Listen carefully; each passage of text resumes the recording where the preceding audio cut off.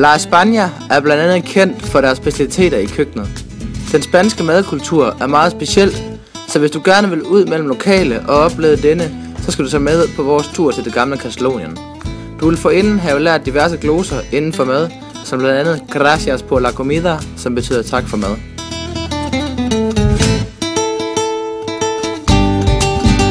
Spanien er ikke kun populær for deres madkultur, også deres forskellige kolde drikke er kendte. Sangria, spanske vin og drinken over dem alle, mojito, er meget populær i Spanien, såvel som i hele verden. Hvis du gerne vil bestille en mojito i Spanien, siger du: "Me das un mojito, por favor."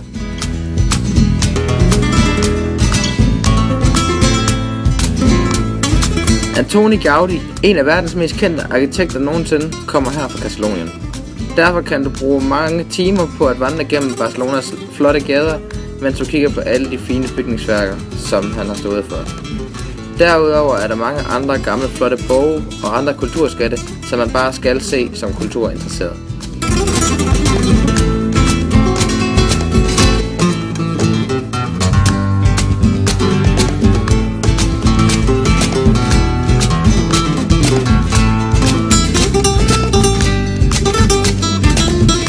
Kindkys, tyrefægtning, siesta og dans og musik i gaderne.